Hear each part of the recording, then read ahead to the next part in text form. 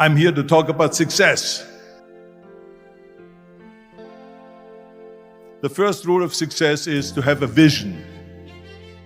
You see, if you don't have a vision of where you go, and if you don't have a goal where you go, you drift around and you never end up anywhere. I mean, as you know, I was born in 1947 in Austria after the Second World War. So I was very fortunate that I stumbled onto my vision. And I didn't really like Austria when I grew up. I couldn't wait to get out of there. I couldn't see myself becoming a farmer or a worker in a factory or anything like that.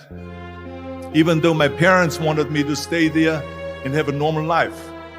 But that was their vision, not mine. My vision was totally different. I felt that I was born for something special, for something unique, for something big. Then one day I went to school. I remember I was 11 years old.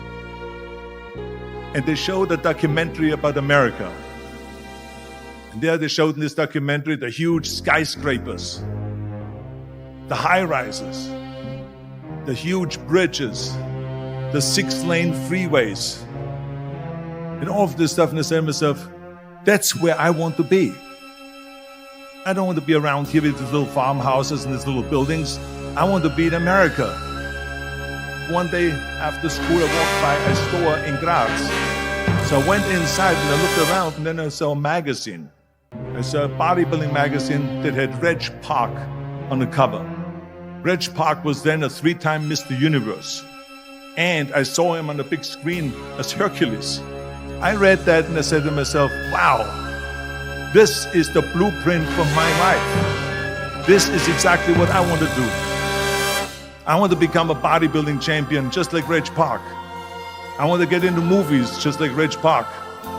And I want to make millions of dollars and be rich and famous just like Reg Park. Do you know how great it felt that I knew where I was going? Imagine the majority of people don't know where they're going. I knew where I was going, that I'm going to become this bodybuilding champion just like him. So it was just a question of how do you do it? I was so relieved because when you have a goal, when you have a vision, everything becomes easy. So people always ask me, when they saw me in the gym in the pumping iron days, they say, why is it that you're working out so hard? 5 hours a day, 6 hours a day, and you have always a smile on your face. And I told people all the time, I said, because to me, I'm shooting for a goal. In front of me is the Mr. Universe title. So every rep that I do gets me closer to accomplishing that goal, to make this goal, this vision turn into reality. Every single set that I do, every repetition, every weight that I lift will get me a step closer to turn this goal into reality. So I couldn't wait to do another 500-pound squat. I couldn't wait to do another 500-pound bench press. I couldn't wait to do another 2,000 reps of sit-ups. I couldn't wait for the next exercise. At the age of 20, I went to London and I won the Mr. Universe contest as the youngest Mr. Universe ever. And it was because I had a goal. So let me tell you something, visualizing your goal and going after it makes it fun. You got to have a purpose no matter what you do in life. You got to have a purpose. 74% hate their job in America. Now there is not much different when you come to Europe. The majority of people don't like what they're doing, because they're really not doing it because they didn't have a goal and they followed this goal. They just aimlessly drift around, and then all of a sudden there's a job opening, so they get that job because you have to work. But then when you work, it's a chore. It's work. It's not fun. So if you think about, only a quarter of the people really enjoy what they're doing in life. That is unbelievable if you think about it. So I felt so blessed that I knew what I was doing. It's like a medical student that studies and knows he wants to become a doctor. You know where to go. And the same thing is also in politics. I remember that in politics, I had a very clear vision that I will be the leader of California. This is as far as I could go because I was not born in America, so I could not run for president. So being the governor of the fifth largest state, I should say the largest state, the fifth largest economy in the world, was for me really the ultimate title, the ultimate accomplishment in politics. So even though people came up to me and says, why don't you go and run for something smaller, you're never gonna make it. I ran for governor, and then 2 months later I became governor of the state of California. Again, because I had a very clear vision what I'm gonna do with California. So that's rule number one, have a vision. Rule number two is, don't listen to the naysayers. Don't listen to the naysayers.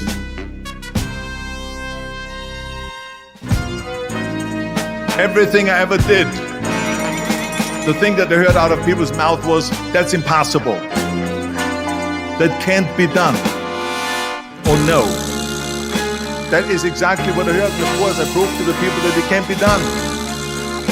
So whenever someone said to me, it can't be done, I heard, it can be done.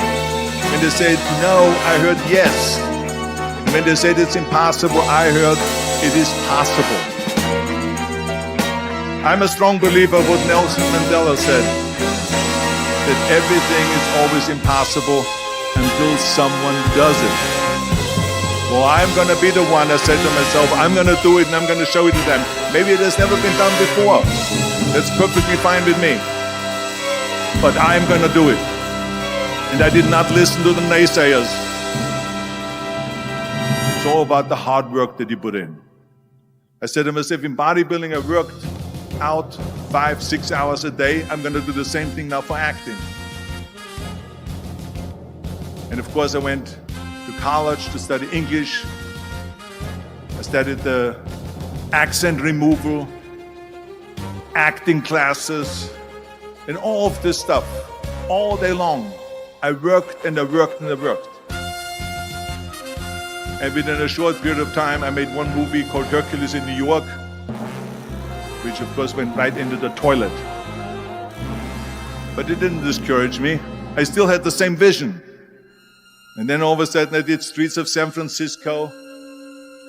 I did Stay Hungry and Pumping Iron and The Villain. And then all of a sudden I was asked by Dino De Laurentiis and by Universal Studio to star in Conan the Barbarian. And after I did Conan the Barbarian, the director at the press conference said to the press, the director was John Milius, he said to the press, if we wouldn't have had Arnold, we would have had to build one. So think about that. The very body that they said can never be sold because the time is wrong. A few years later, I'm doing Conan the Barbarian, and it was the #1 hit at the box office when it came out in the summer of '82. Think about that. And the director says, if we wouldn't have had his body, we would have had to build one. So all of a sudden, my body became an asset, not a liability. And the same thing was with Terminator. After we were finished filming Terminator, Jim Cameron said to the press, if Arnold wouldn't have had that accent and talked like a machine, I think the movie wouldn't have worked. So think about that. The body and the accent that they attacked was an asset. But I didn't listen to those losers. I didn't listen to them at all. It's just the reality of it. It's just that you cannot listen to the naysayers. So it's a very important lesson for all of you. So when someone says, no, this is a stupid idea, you in your mind, you don't have to say it, but in your mind, just say this of you. You're an asshole. What do you know?